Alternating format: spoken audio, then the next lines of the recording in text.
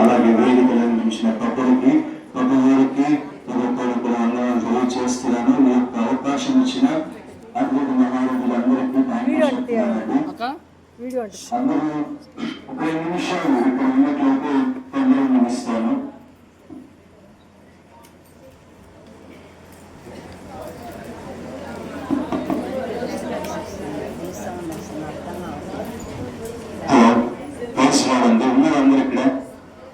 ఉన్నదందరూ ఇక్కడ కొంచెం నవ్వండి. నాకు బాగా వస్తుంది చెప్పాలంటే.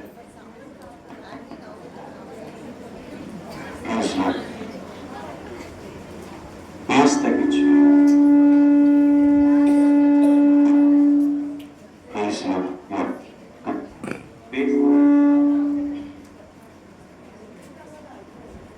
అందరూ ఇక్కడ ఉన్నట్లయితే తొందరగా నేను ముగిస్తానండి. నాకు ఎంత మాత్రం మీరు ఏకీభవించకపోయినా సందేశం అలా సమయం అయిపోతూ ఉంటుంది. 25 నిమిషాలు అన్నారు, 20 నిమిషాలు అన్నారు. మొత్తంగా ఈ యొక్క క్రిస్మస్ సందేశాన్ని మీ ముందు పెట్టడానికి దేవాతి దేవుడు యొక్క సమయాన్ని, ఎందుకంటే నేను నిన్నటి వరకు హైదరాబాద్ లో ఉన్నాను. మీకు ఆశిస్తూ కానీ వీళ్ళందరూ కూడా ఫోన్ చేస్తుంటే నేను చెప్పండి వస్తానంటే ఏదో టైంకి కరెక్ట్ టైంకి నేను ఉంటా అన్నారు. మార్నింగ్ ఫోన్ చేశాను, 8:15కి ఉండమని చెప్పారు. సరైన 8:15కి బయలుదేరాను. 8:15కి 8:30కి ఇక్కడ ఉన్నాను. సరే ఇంకా టైం అవ్వలేదు. దేవునికి స్తోత్రాలు. నేను ముందు అటెండెన్స్ వేసుకున్నాను. నాకు ఎటువంటి ఇబ్బంది లేదని చెప్పేసి నేను ముందుగా దేవాలయం కూడా స్థుతించానండి.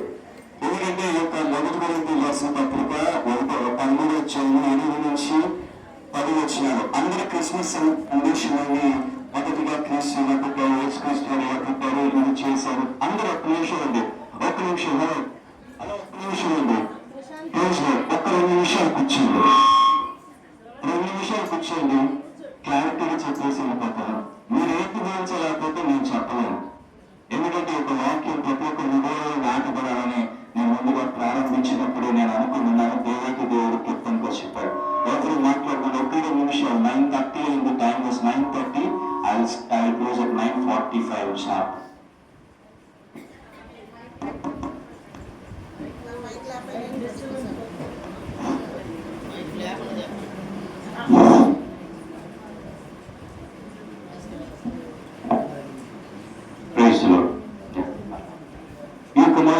రాసిన పత్రిక 13వ అధ్యాయం 5 నుంచి 10 వచనాలు చూసినట్లయితే ప్రేమ ఎప్పటికీ కూడా ప్రేమ అనేది ఎప్పటికీ ఫెయిల్ అవ్వదండి. ముందుగా నేను ఈ యొక్క క్రిస్మస్ సందేశం అనగానే యేసుక్రీస్తు వారు ఇలా పుట్టారు, ఇక్కడ పుట్టారు, ఇది చేశారు, అది చేశారని చెప్తా ఉంటాను. కానీ పాటల ద్వారా ముందుగానే సందేశాన్ని మీరే ఇచ్చేశారు. అందుకని దేవాతి దేవునికి కృతజ్ఞతాస్తుతులు చెల్లిస్తున్నాను. సిస్టర్లు కానీ అందరూ పాట పాడినప్పుడు ఆ పాటలో అర్థం ఏంటంటే ఈ సమయంలో ఇక్కడ పుట్టారు అని ముందుగానే ఇచ్చేశారు.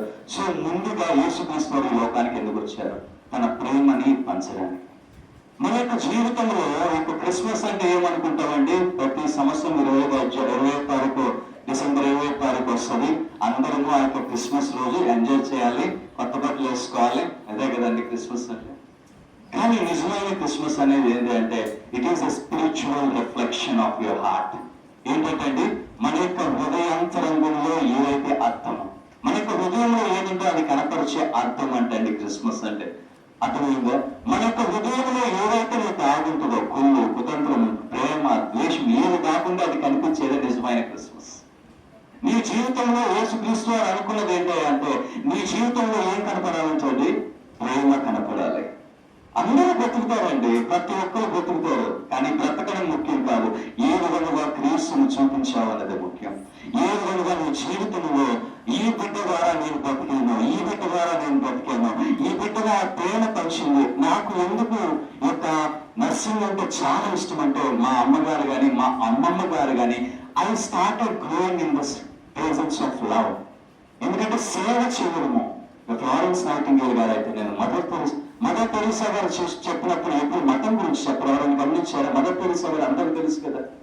ఎవరైనా క్రైస్తవులు అలా ముందు అంటారా? ఏమంటారు?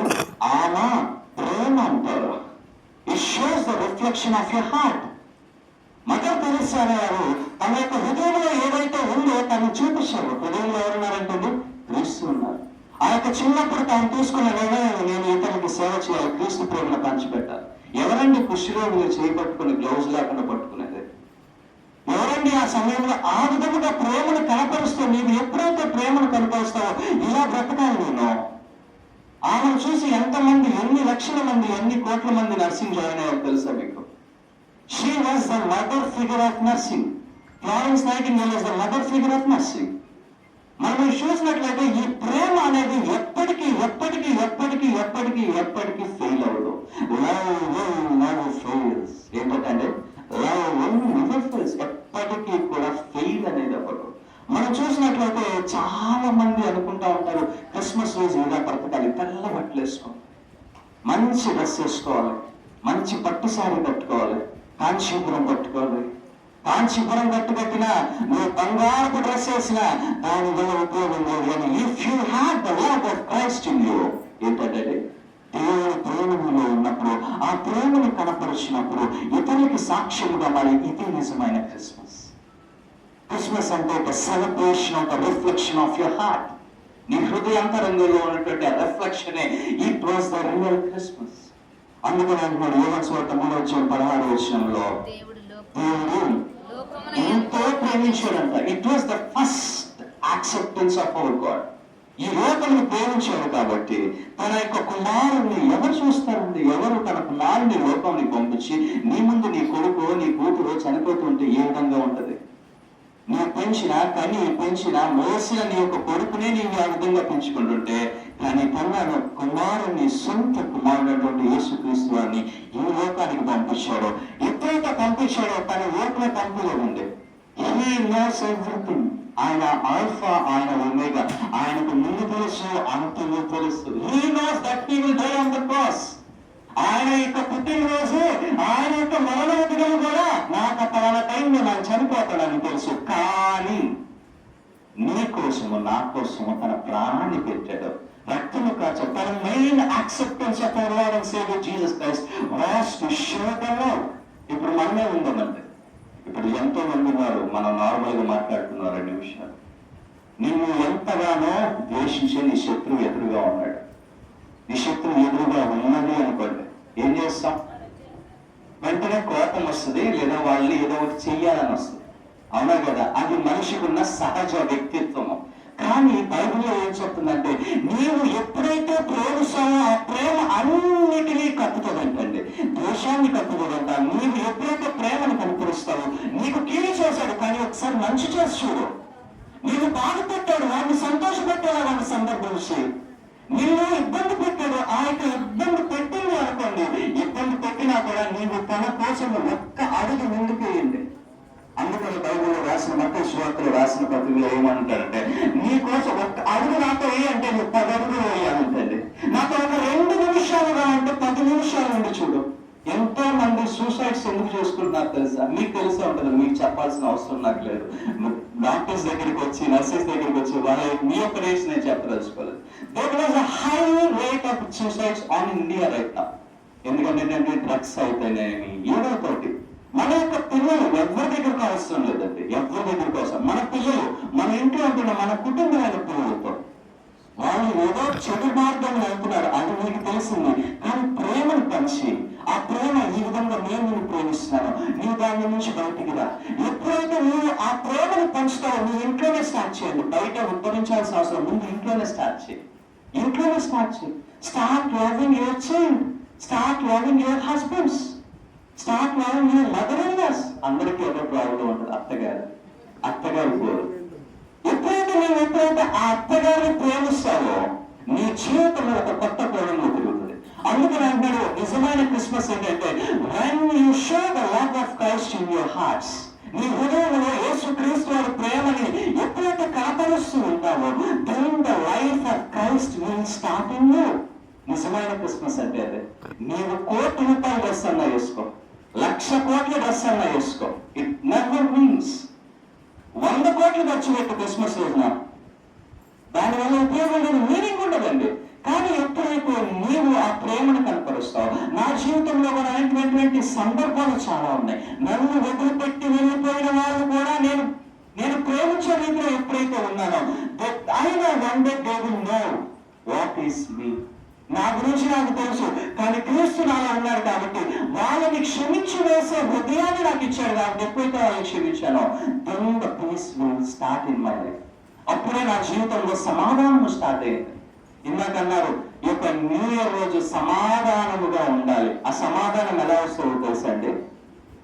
అపోస్తల కార్యము 20:35. నేను ఒకసారి చదివితే ఎవరు తీయనవసరం లేదు. అపోస్తల కార్యములో 20:35.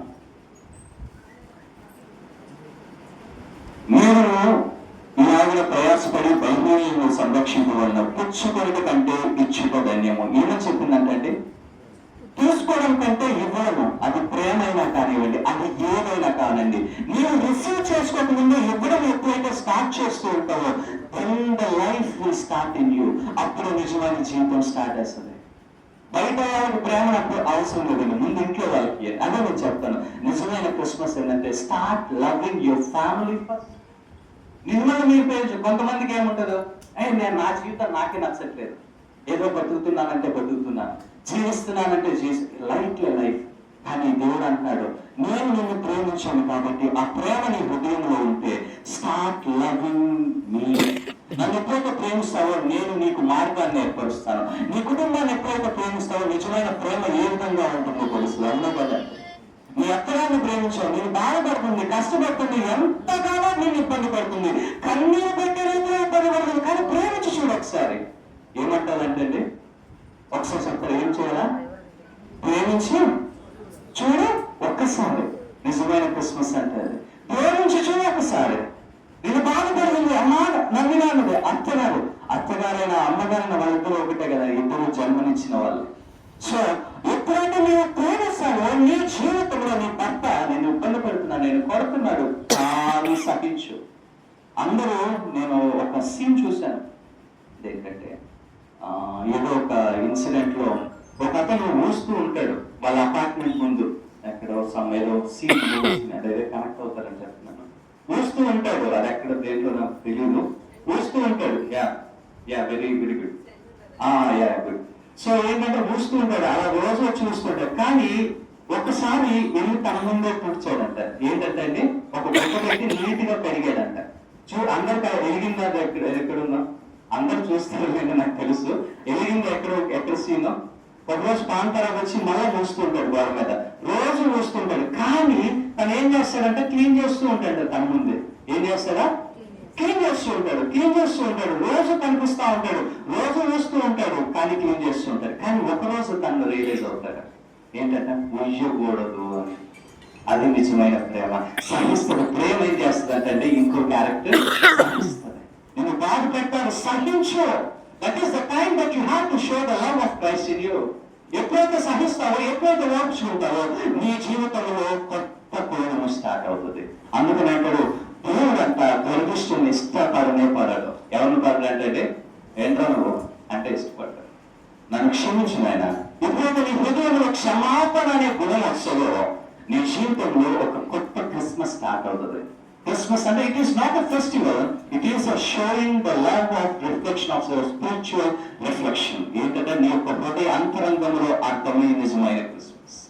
ఎప్పుడైతే నీ యొక్క నీ జీవితంలో ప్రేమ ఉంటుందో, అందుకని అంటున్నాడు 7:16 ఆయన లోకమును ఎంతో ప్రేమించను.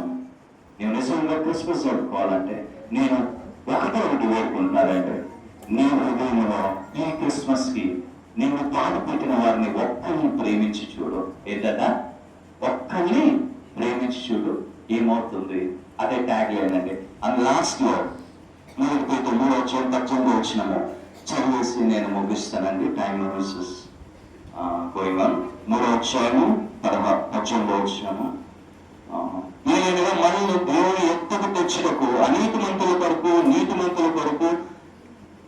నీతిమంతుడైన క్రీస్తు శరీర విషయంలో చంపబడి ఆత్మ విషయంలో బ్రతికింపబడి పాపము విషయంలో ఒక్కసారి శ్రమపడను. ఈ కోసం యొక్క మెయిన్ మీనింగ్ ఏంటంటే నీ కోసము యేసుక్రీస్తు వారు వచ్చారు. ఎందుకోసం వచ్చారంటే అండి, నా కోసము నీ కోసము. It was for you personally. I'm saying that నీ కోసం వచ్చాడు. ఆ సమయంలో 2000 సంవత్సరాల క్రితము యేసుక్రీస్తు వారు ఆ కల్వరి శిలువలో నిన్ను చూశాడు కాబట్టి ఆ సమయంలో ప్రాణం విడిచాడు. నిన్ను చూశాడు కాబట్టి ఆ సమయంలో ఓర్చుకున్నాడు, ఆ బాధను తట్టుకున్నాడు. ఎవరికి తెలుసండి ఏ విధంగా అందరూ క్రిస్మస్ అంటే ఈ విధంగా పుట్టాడని చెప్తారు, కానీ ఎంత చనిపోయాడో చెప్పరు. ఏమి ఆయన ఎప్పుడు చెప్పారంటే కుక్కీస్కో లేకో గుడ్ ఫ్రైడేకో లేదా ఈస్టర్కో చెప్తారు, కానీ క్రిస్మస్ లో కూడా తెలియాలి నీకు. మళ్ళీ నేను నెక్స్ట్ ఇయర్ నేను ఉండను, ఎందుకంటే it was a travelling time. అందుకని చెప్తున్నా, యేసుక్రీస్తు వారు నీ కోసం వచ్చాడు, నీ కోసం చనిపోయాడు, నీ కోసము తిరిగి లేచాడు. నువ్వు ఎప్పుడైతే ఆయన్ని నమ్ముతావో నీ యొక్క హృదయంలో ప్రేమ ఉంటుందో, క్రీస్తు ప్రేమ ఉంటుందో, that is the real meaning of Christmas. ఎంతమంది క్షమిస్తారండి? చేతులు ఎత్తిన వాళ్ళందరూ నెక్స్ట్ ఇయర్ దేవుడు ఆశీర్వదిస్తాం. మళ్ళా నేను ఇండియాకి వస్తే I want to see the same hands.